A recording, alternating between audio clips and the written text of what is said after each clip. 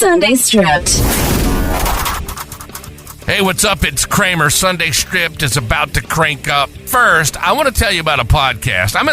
For a living, I'm in the podcast world. And when I come across a show that I think would fit you as an audience member, a guy going through his life, I want that person and I want that show as an advertiser on this program. I can't wait to tell you about it. It's called Comfortable in Chaos.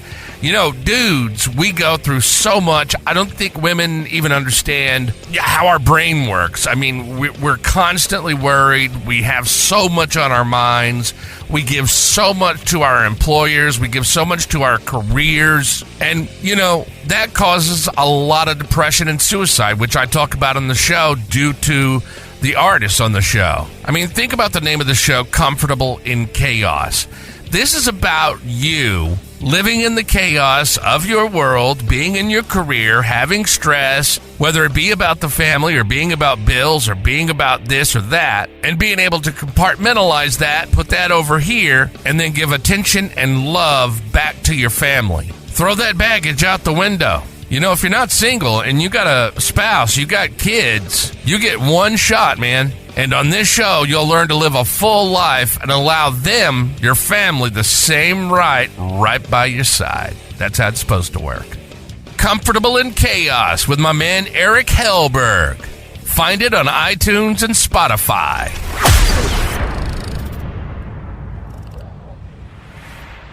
How do rumors get started? They're started by the jealous people, and welcome to the Comfortable in Chaos podcast. I am your host, Eric Hellberg, and we're like Einstein over here. We have no special talents. He acknowledged it, even for himself. We're just passionately curious about all things pertaining to men.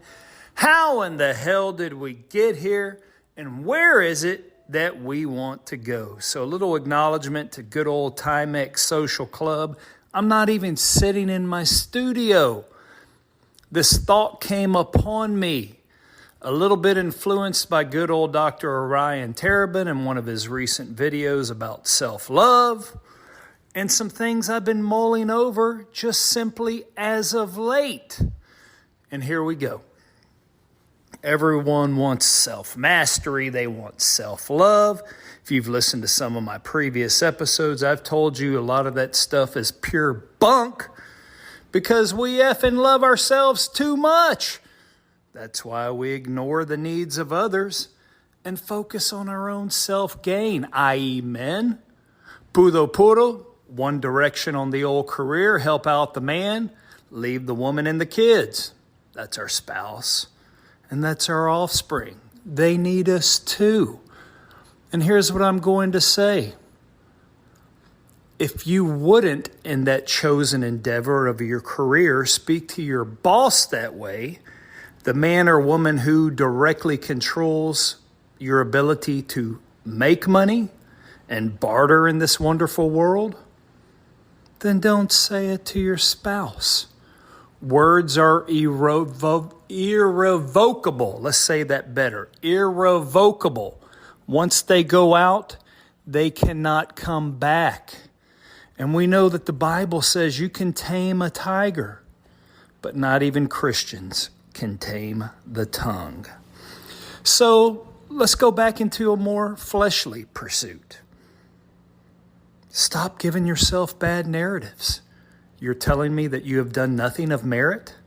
Nothing that has helped you in the workplace if it is so important to you, whereby it has allowed you to put food on the table and support your family? You've done nothing offline from that hasn't proven demonstrably useful to you? We've all done good things. Does it make us great? F no. But it's an accomplishment nonetheless. Hold on to it. That's one step on the ladder. You don't have to go back down. Let's take another step up.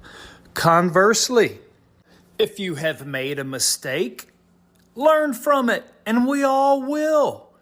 It says right there in Luke that we will offend one another. It is impossible not to. Let's say that performance was substandard in a chosen endeavor for whatever reason. Are you going to beat yourself to a pulp? You don't think that you can provide the devil a portal into your thought life?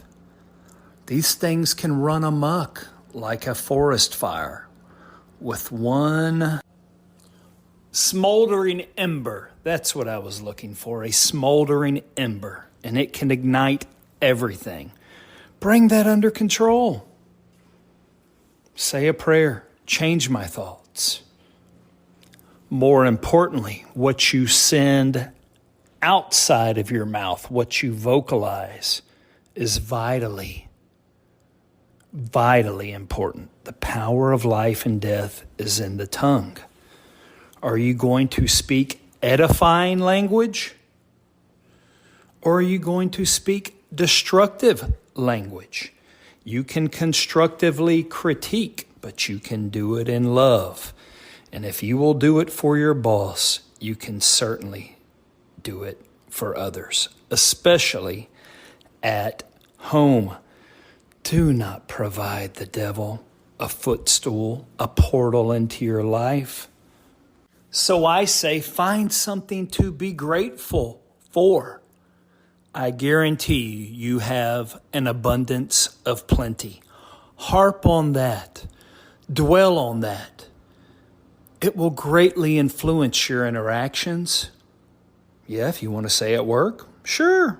But more importantly, with your loved ones and the greater world around you. And no, sir, this ain't no blaspheming Joel Osteen saying if you just think it and talk it, it will come into existence. Nowhere in the Bible does it say that.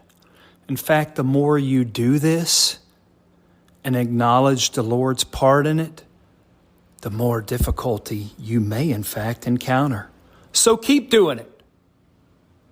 Show that you have not only faith, but you have fruit from the works whereby you have placed it into action. Don't you deserve this for yourself? And don't your loved ones deserve it too? Don't be like the world. Become you. That is the comfortable in chaos motivational hack for today.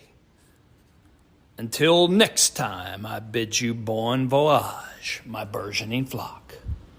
Until next time, like and subscribe to the Comfortable in Chaos podcast.